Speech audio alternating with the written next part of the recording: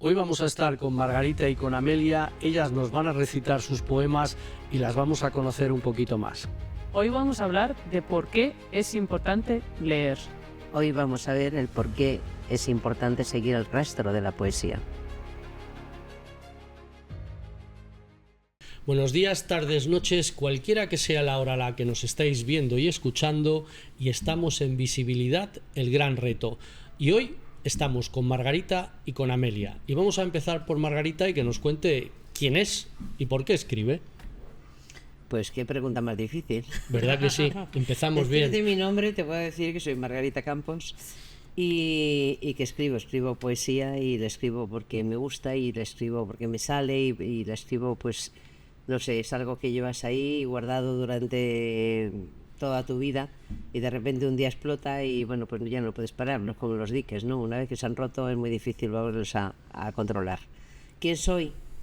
Pues yo creo que soy una persona valiente dentro de este mundo en el que vivimos, que me gusta caminar con fuerza y dejar huellas donde paso. No siempre lo consigo, Hay veces que los trenes pasan y me dejan tirada en medio de la estación, pero sí que es cierto que soy una mujer que le gusta vivir la vida. Genial, estupendo, buena definición. ¿Y Amelia, qué nos cuenta? Sí, muy buenas. Empezamos con ganas, sin duda, Amelia Serrayer. Y en parte me identifico con cosas que ha comentado Margarita. Yo escribo un poco de todo, porque escribo relatos, que es los tenemos aquí en primer plano, el Requiem y Marmitaco, historias de confinamiento. También empecé con el ensayo y últimamente me dedico a la poesía, porque me ocurre eso, que te asalta, te invade, es como una especie de necesidad. En mi caso, yo empecé traduciendo, y al principio precisamente por mi admiración por grandes autores y fantásticos poetas de referencia, no traducía poesía, pero luego pues poco a poco empezaron a confiar en mí, pues desde instituciones importantes como la Fundación Juan Marc, para todo lo que es las óperas, que los libretos de las óperas están en verso, de maravillosas, por ejemplo de Pushkin, hay mucha ópera, también de otros grandes autores eslavos a los que yo traduzco, ¿no? Como Turgenev y demás. Entonces, entre esa práctica y luego empezar también a traducir a poetas contemporáneos, en Bartleby y demás, empecé a experimentar el miedo al folio escrito, que no es lo mismo que el miedo al folio en blanco. Es decir, cuando tienes a un gran poeta, pues siempre negocias, ¿no? Porque siempre hay cambios, sobre todo si los idiomas están lejos, como son las lenguas que yo trabajo, ¿no? Que son de diferente familia, y bueno, pues también a veces hay ganancias en el sentido de que estudias su forma de escribir y la intentas reproducir, y a lo mejor hay un recurso que no puedes utilizarlo donde utiliza él porque te descabala el poema llegada, pero en otro sitio sí. Y sin embargo, pues es una tarea tan delicada y con grandes maestros. También he traducido mucha poesía polaca de grandes autores y muy premiados, como Jan Polkowski, como Józef Wittling. Y entonces llegó un momento que también eso me estimulaba, pero me sentía encorsetada, y tenía como una necesidad de expresar, no solo reproducir lo que otros grandes que mucho me alimentan y me estimulan, pero también sacar lo que uno lleva dentro. Y entonces pues di ese como salto al vacío y encontré también mi propia voz. Sí, sí, y tu propia inspiración, por lo que puedo entender. ¿Y Margarita, cómo se inspira? Pues yo me inspiro en la misma vida, ¿no? Yo creo que no hay nada más rico y enriquecedor que mirar, observar y ser capaz de captar todo lo que ves, ¿no? De sentirlo y de expresar lo que eso te ha producido, ¿no? Yo creo que la inspiración, desde una gota de agua, bueno, vamos a ponerlos románticos, ¿no? Un beso, una mirada de un niño, una sonrisa. Exactamente, cualquier cosa nos puede inspirar. También grandes tragedias, sufrimientos, dolores, hasta las propias insatisfacciones, ¿no? Nos provocan y nos dan ese pequeño toque para poder inspirarnos y poder escribir todo lo que sale de nuestra cabeza. Estupendo. ¿Cómo soléis escribir? ¿Todos los días, por las mañanas, tardes, noches, día sí, día no? ¿Cómo funciona vuestra inspiración? En mi caso no depende de la época, quizás no es tan sistemático y la inspiración te sorprende muchas veces, ¿no? Y no siempre te llega cuando estás trabajando, aunque, pues como decía Picasso, transpiración, es decir, que es evidente que hay que concentrarse, echar un tiempo, leer, observar, ¿no? Que se tiene a veces una idea como muy un poco entre de romántica, bohemia de los escritores y especialmente de los poetas, como si no fuera también un trabajo, ¿no?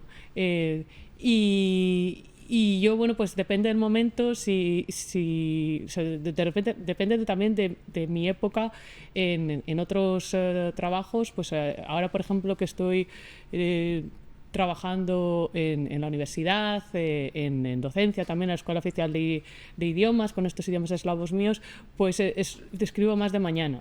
Pero otras veces los trayectos de tren y de cercanías, y para mí los viajes me inspiran mucho. Suele ser un momento de pensar, de parar, porque esa es la poesía también, ¿no? Como darse el lujo de tomar distancia, de reflexionar, de ahondar en uno, que quizás en estas vidas que llevamos de mucha prisa, de muchos compromisos, pues es un lujo también y tiene como algo revolucionario, ¿no? Poderse detener en mejorar algo y intentar que quede redondo, ¿no? Bonito. Pues yo me suelo inspirar en cada momento. O sea, no tengo un momento de escribir claro que me ha llegado la inspiración y demás. Sí es cierto que, yo lo digo muchas veces, no soy una poeta romántica en el sentido de la libreta y el lapicero para poder ir apuntando cada vez que me viene algo. Yo utilizo notas del teléfono y según viene la inspiración escribo lo primero que me aparece, luego ya lo trabajo tranquilamente. Pero mis horas de trabajo son realmente cuando yo me siento a gusto, cómoda, cuando ya todo el mundo se ha ido a la cama, cuando hay un silencio absoluto, cuando puedo dedicarme a respirar y yo mi propio aire. Entonces cuando me encuentro cómoda para escribir o leer o hacer cualquier actividad propia e íntima mía. Está estupendo. Yo comparto con vosotras que yo suelo escribir por las mañanas, tempranito, y aunque hace años era... Es decir, uno buscaba como cierta inspiración y que las ideas fluyeran. Al final me acostumbré a todos los días levantarme temprano, sentarme frente al papel o el ordenador, y al final sí que es verdad que conseguí con el tiempo que cuando me siento algo sale. No sé si bueno, malo o medio pensionista. Hay días que mejor, hay días que peor, pero al final siempre sale pero algo. es cierto que dicen que para que te llegue la inspiración te tiene que pillar trabajando. Es una frase muy manida ya y que todos repetimos. Pero caray, también hay momentos en los que estás trabajando en otras cosas, en tu propio trabajo, en tu propio y la inspiración te llega aunque no quieras, porque deberías de estar pendiente de lo que estás haciendo, pero la poesía es muy mala y te entra por las venas en el momento menos esperado. Y te rompe un poco la paz de tu trabajo, la actividad tuya, y a mí me entra, soy capaz de escribir en cualquier momento. Me gustaría ser muy metódica, pero es que yo no he sido nunca metódica, soy un poco rebelde en todos los aspectos de mi vida. Entonces es muy difícil crearme un hábito de trabajo, porque a lo mejor justo en esa hora pues no me apetece. O sea, es que ni tengo ganas, ni me apetece, y me apetece hacer otra cosa, ¿no? Pero sí que es cierto que la inspiración entra en cualquier momento y tienes que estar con la mente, aunque no sea en el momento justo, pero tu mente tiene que estar siempre preparada para recibir la Sí, receptiva. de la poesía. Es más, es algo curioso. yo sí que es verdad que trabajo por las mañanas, es decir, escribo por las mañanas, pero luego las mejores ideas vienen conduciendo, Claro. en una llamada telefónica, Sí. no sé, haciendo 1000 cosas que no tienen nada que ver con lo que escribes, y ese es el momento en el que tienes que tener una nota de voz, Sí. papel y lápiz para escribir, porque si no, a mí por lo menos me pasa, es decir, Sí. llega mental, dice, wow, esto me encanta, me gusta, pero como no lo pilles al vuelo, se fue. Olvídate Sí, que se desaparece, vuela y no vuelves a encontrarlo jamás. Eso pasa O sea, es también. algo que además te rompe los esquemas completamente. Y dices, Claro. pero ¿cómo he sido capaz de dejarlo perder? Sí. Si es que era buenísimo. Sí, sí, Bueno, sí. pues, y lo sabes además porque lo tienes conformado en la mente, pero no eres capaz de ponerlo en pie. Eso pasa a Hay veces que por hacerlo las, constantemente. por las noches, ¿no? También cuando uno está como medio entre sueños, también se ve ahí... La mesilla de noche. Eso es, exactamente, es otro Un momento objeto. que parece que como la percepción cambia, estamos llamando a muchas cosas también del subconsciente, Sí. y es muy inspirador, pero es un riesgo porque efectivamente como no tomes nota es fácil que desaparezcan las musas que visitaron con tanta... Con tanta fuerza son efímeras. Exactamente. Mi mesilla de noche, desde luego, es un objeto del deseo, como digo yo, porque es que está ahí el teléfono cargando y es que estás durmiendo y de repente dices, Dios, que viene, y lo coges el teléfono, abro y pum, pum, pum, pum, pum. Digo yo, ¿pero qué hago a estas horas, madre mía? Preparando aquí, mandando notas a un teléfono que debería estar ahí callado, dormido, pues no. Y si eso- a mí me ha pasado que estando por la noche te despiertas, como decía Amelia, pues te viene una idea, una frase, Claro. un algo, y mientras te medio despiertas a coger la libretita del teléfono, se ha ido. Y dices, "Jo, pero si esto era brutal, era impresionante, es decir, pues se ha ido. Sí, Se ha sí, ido, sí, además sí. no vuelve, estás luego todo el día dándole Dando vueltas, vueltas. intentando buscar aquello, y Eso- no, se fue. Es que yo creo que además hay una contradicción interesante, que es que, por un lado, para escribir, efectivamente, también se necesita una concentración, una dedicación, esa otra mirada, esa apertura mental, ¿no? Que hay días mejores, días peores, y uno lo nota. Y entonces también el hábito hace un poquito al monje, en el sentido de, yo lo veo por ejemplo con los poetas que riman, que no siempre es mi caso, ¿no? Pues hay algunos que todos los días escriben un soneto pues para desayunar incluso, ¿no? Y tienen tal práctica vamos, pues les sale como tomarse el café aparentemente, ¿no? Pero para llegar a ese punto tienes que tener ese oficio es un poco como el deportista que está en forma o el deportista que no. O cuando has dejado de hacer deporte, me refiero, y entonces pues se te hace un mundo lo que antes te salía de más natural, ¿no? Entonces, desde ese punto de vista hay que estar ahí, hay que sudar la camiseta también para escribir y para traducir, por supuesto, también. Pero luego, por otro lado, como también es una actividad creativa, pues a veces el tener un hábito muy marcado o dedicarse a esto solo en exclusiva, que yo he tenido épocas que, por ejemplo, me he dedicado solo a traducción literaria, he podido vivir de eso, pues a veces te mata la inspiración, porque ya uno se siente el oficinista de la creatividad. Entonces eso no es posible. No siempre efectivamente nos visitan las musas. Hay momentos breves que resultan más provechosos que varias horas a veces de un mal día y yo creo que es encontrar ese equilibrio entre la costumbre, ¿no? Y luego Lo ideal es eso un poco, ¿no? A mí lo que Y la me gusta inspiración. después de la inspiración, que esa te viene y sabes más o menos lo que quieres, es el trabajar luego lo que te ha llegado, ¿no? Luego ya te sientas y es ahí cuando trabajas, cuando realmente el poeta está haciendo su labor de escritor, cuando escribe, cuando ya te pones y se llama podar, ¿no? Y Claro. eso, podas cuando ya lo tienes súper marcado y súper hecho, ¿no? Pero hay que trabajarlo. Entonces es cuando sí que estás haciendo el trabajo, que no es de oficinista, es un trabajo serio de escritor que te pones ahí y lo haces. Pero para eso ha tenido que venir eso, lo que tú dices, la inspiración. La inspiración y las ya musas. después sí que podemos trabajar, pero muy duramente, porque eso sí que es un oficio ya, el sentarse y escribir. Pues mira, Sí. totalmente de acuerdo por un lado, porque por supuesto es jugar con el lenguaje, la poesía, pero también explorar sus límites, tiene mucho de juego, de placer, también de artesanía. Y por supuesto hay que pulir mucho. Yo lo que me refería es que es muy difícil, yo creo que sirve para cualquier tarea creativa, que no estamos, incluso hay estudios sobre la mente que estudian qué capacidad tenemos para estar en lo que se llama en alfa, ¿no? Como en un momento se pierde al cabo de un tiempo inevitablemente, ¿no? Entonces a veces no, por mucho madrugar amanece más temprano, ¿no? Hay ocasiones que aunque uno tenga esa disciplina, pero no lo que comentabas, ¿no? Que son más esquivas las musas y que a veces también forzar las cosas, porque pues no siempre es bueno, ¿no? Porque eso es lo que tiene también el arte, que no se controla, no es una ciencia exacta, no es que yo diga, pues ahora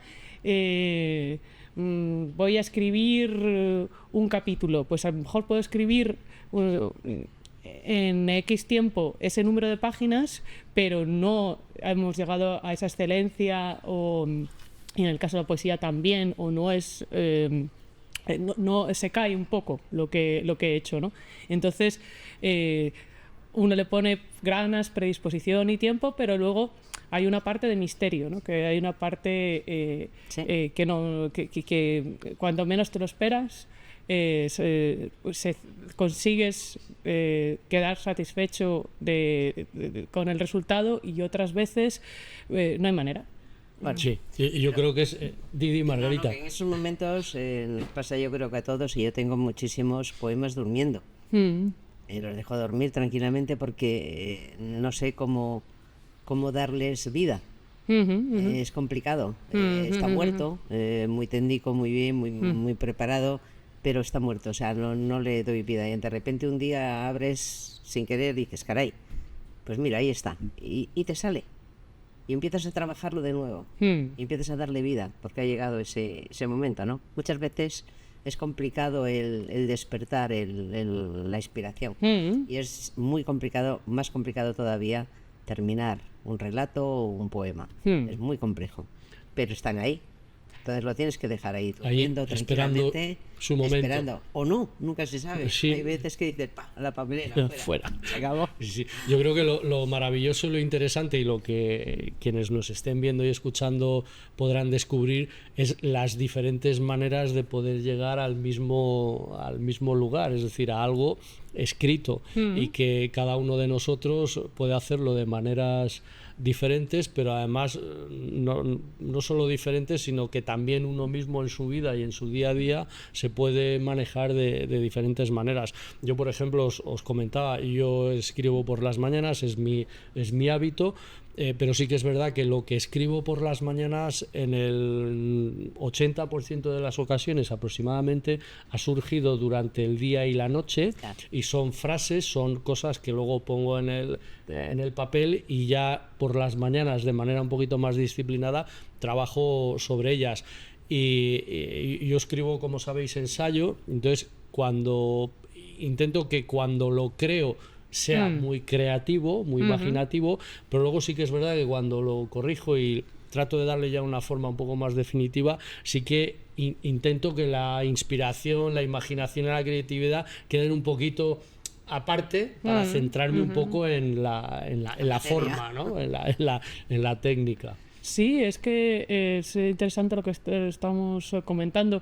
Yo creo que también hay trucos que uno se va conociendo para salir de los momentos de bloqueo, o luego también hay a veces, por supuesto, tenemos una exigencia y por eso escribimos, y una perspectiva, pero a veces también es importante lo que dice Margarita, que te haya vida en los poemas, ¿no? Que a veces puede ser que que lo mejor sea enemigo de lo bueno y que algo que con el tiempo veamos, antes pensábamos que funcionaba, pero luego pensemos que es más rígido, está más acartonado y al revés, ¿no?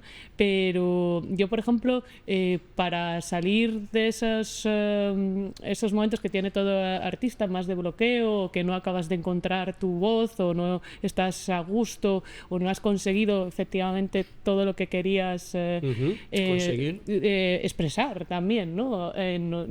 Pues claro, ayuda mucho leer a otros autores, ayuda también a asistir pues a recitales, compartir como estamos haciendo ahora, y yo creo que romper a veces, ¿no? Porque uno a veces vive esos momentos de angustia, ¿no?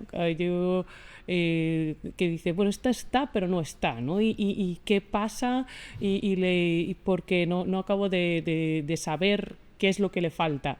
Y la poesía también tiene, y yo creo que la literatura en general, que tiene algo de crimen perfecto, ¿no? Que hay esa parte que más misteriosa, creativa, de la que estamos hablando, y subconsciente, pero luego hay otra, que es la intención, que todos tenemos mucha intención, estamos con unos recursos jugando, y estamos intentando pues crear algo hermoso, y eso también pues es importante, lógicamente, la musicalidad, es importante el cómo, no solo el qué, ¿no?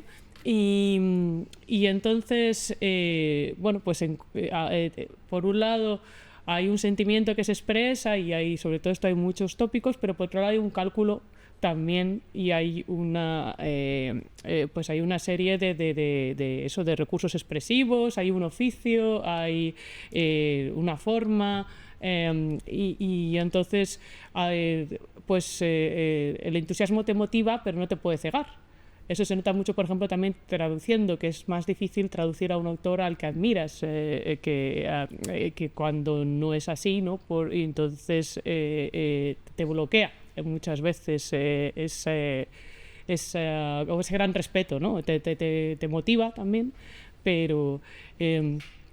y bueno, pues en esas son algunos de los trucos que tengo yo, no sé vosotros.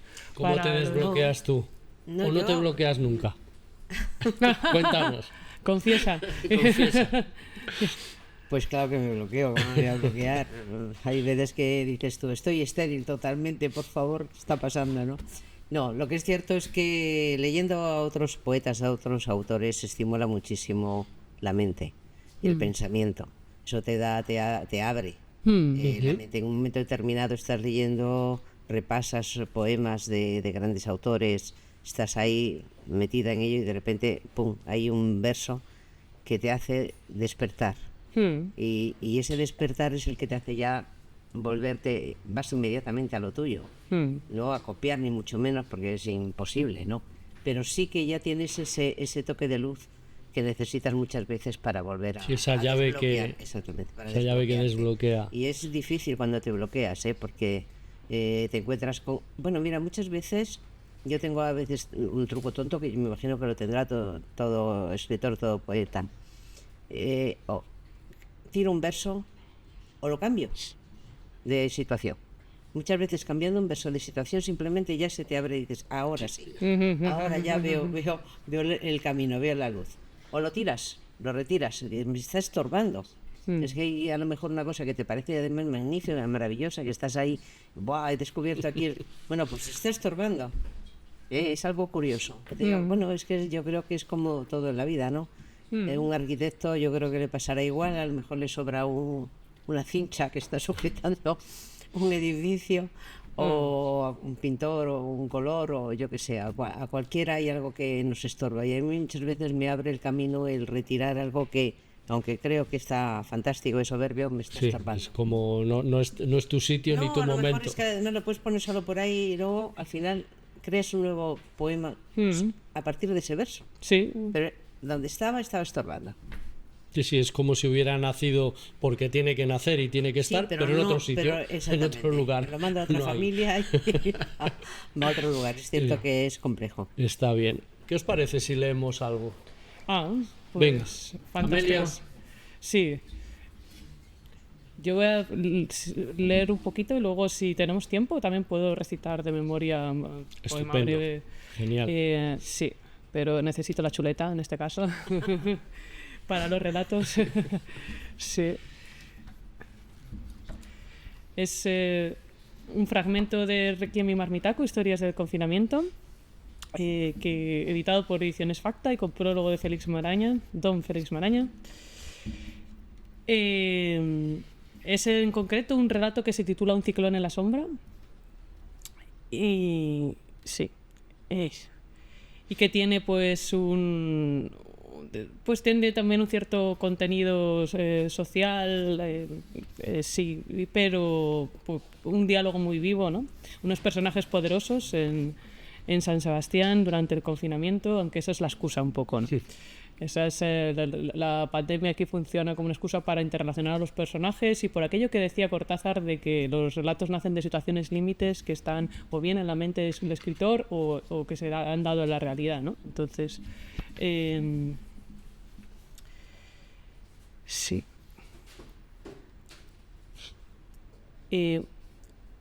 Maite fue al nuevo piso de Imanol sin saber muy bien qué esperar.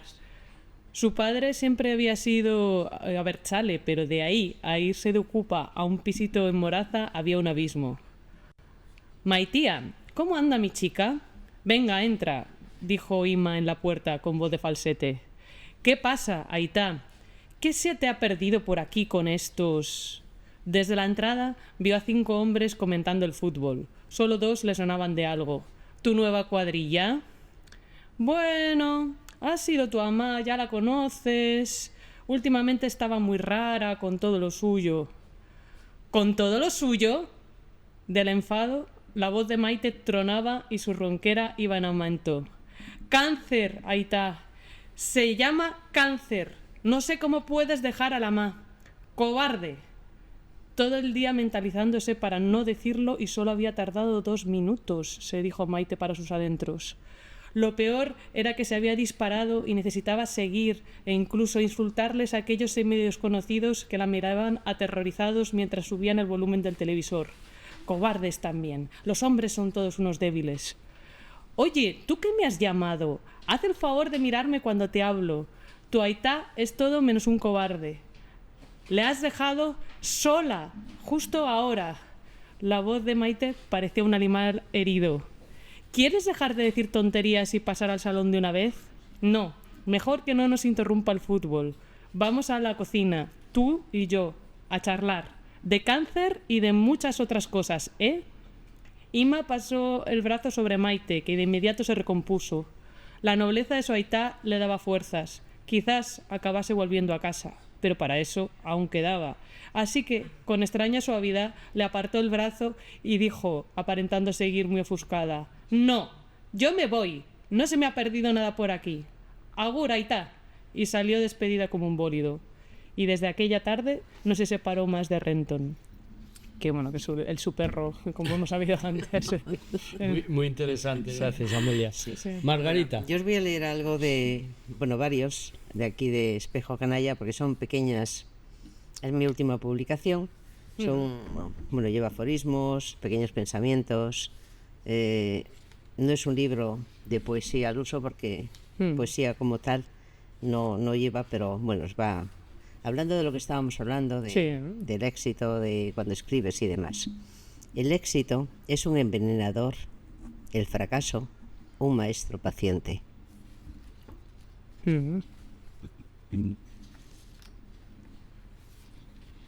Sed como fiebre en noches de insomnio, emoción que no se llora, grito que no se escucha, silencio estruendoso, sangrado que no mancha, blancura de indeleble marca, veneno inoculado sin antídoto alguno.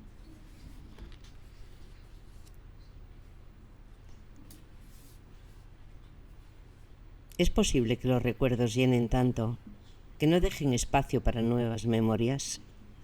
¿Es posible que tenga que buscar el qué desestimar? ¿O es la íntima cobardía de un nuevo paso? Y os leo un último.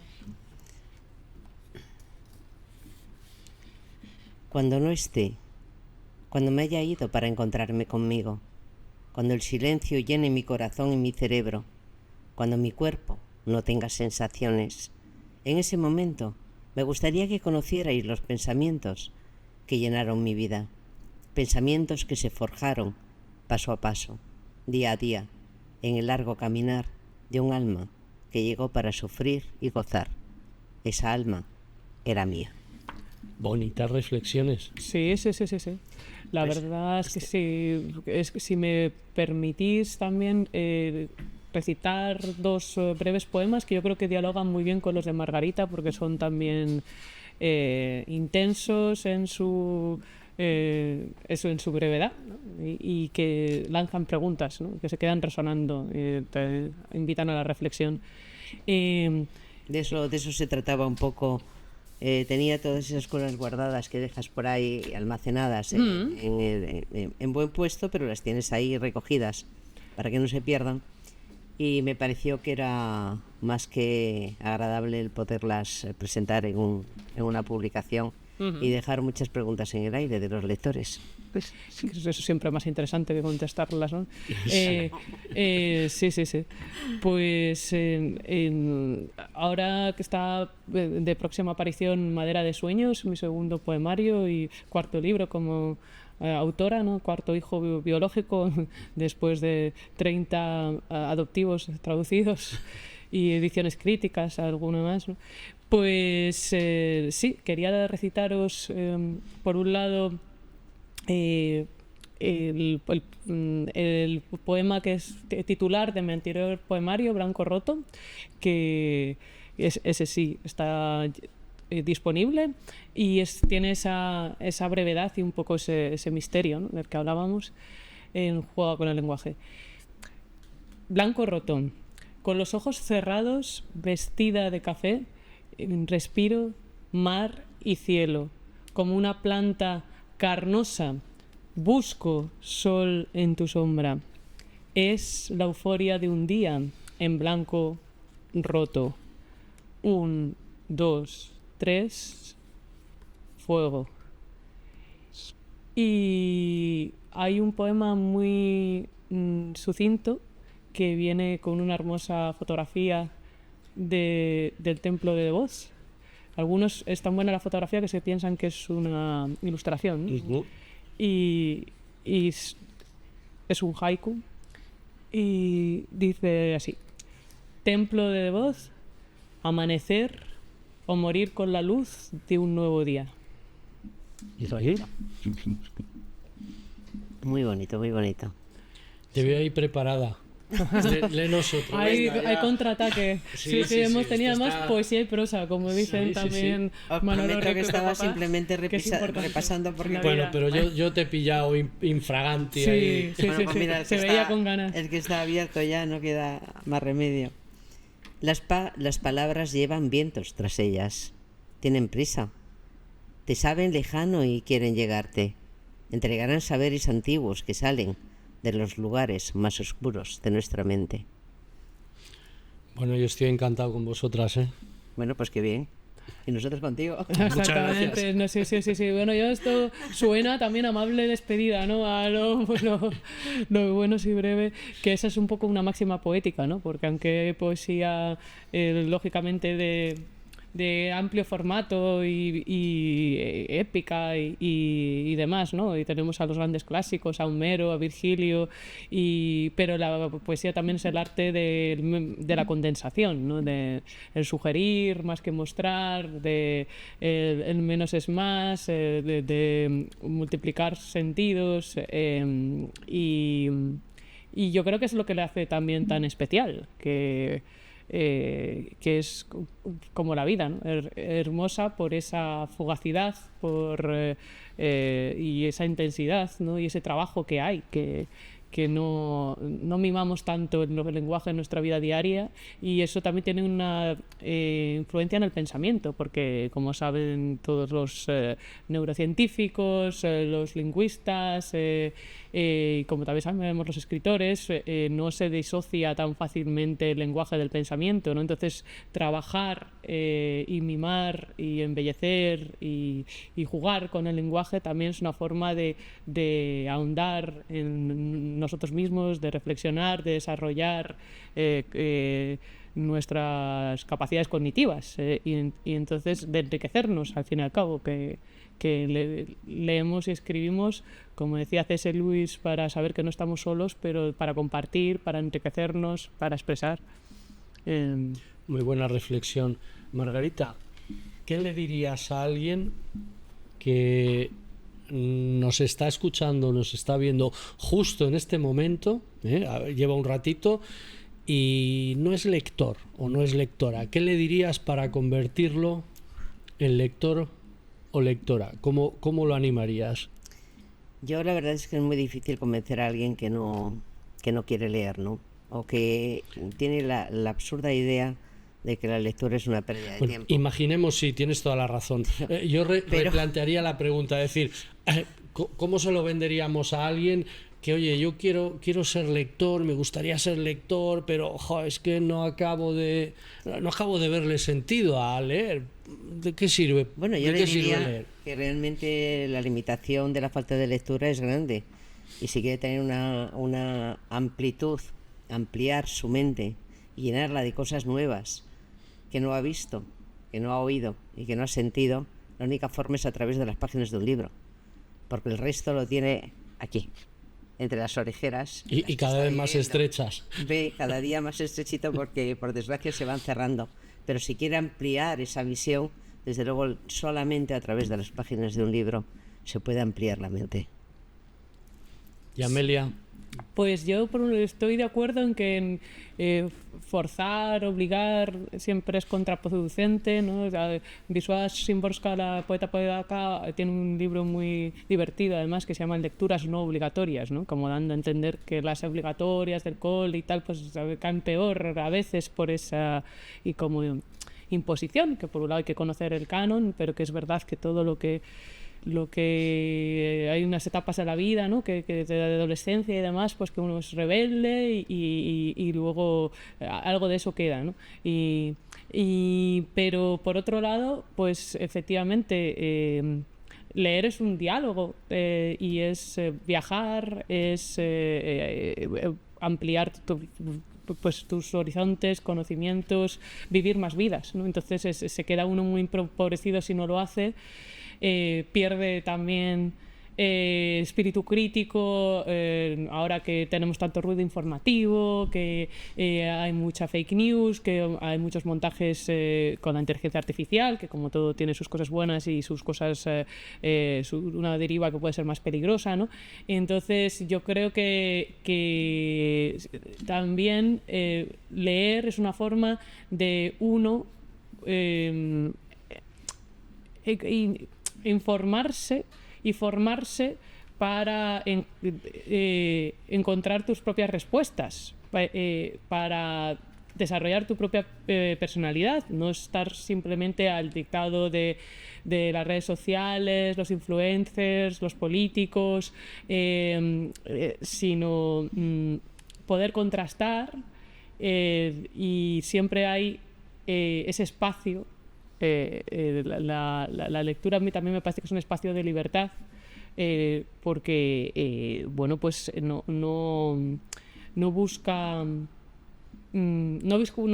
fin concreto, como si otras muchas cosas, pues como de esta sociedad tan práctica, turbocapitalista y demás. Entonces es uno el que se guía por la senda de los libros, de la historia, y eso te da una libertad y te da y claro, pues te forja un criterio que es importante en esta vida. Sí. Yo diré que para mí la lectura, los libros son la máquina del tiempo perfecta. Es decir, puedes viajar a cualquier época, pasada, presente, futura, puedes llegar a vivir, no solamente conocer vidas de otras personas, de los personajes, sino vivirlas. Es decir, lo normal es que uno en su cabecita siempre, oye, si yo hubiera sido, si yo hubiera ido, si yo hubiera estado, si yo hubiera hecho, bueno, pues tenemos una vida y uno no puede hacerlo todo, y leer libros te permite vivir vidas intensas, vidas apasionantes, vidas que dirías, pues no, esta no la quiero ni regalada, y como decíais, es decir, ayudan a forjar la verdadera personalidad que tenemos dentro, y hay veces que necesitamos que nos la extraigan, y la manera de extraerla y sacarla al exterior es leyendo. Ya no hablemos de libros, la formación que te dan, la visión que te dan de la historia, en fin, es que hasta si hay personas que por los motivos que les muchas veces le marcan a los lugares donde han nacido, pero pues sabemos que no todo el mundo tiene la capacidad o la posibilidad de estudiar, de estudiar una carrera, de estudiar tan siquiera lo elemental en muchas circunstancias, ¿no? Pero un libro te abre las puertas de todo.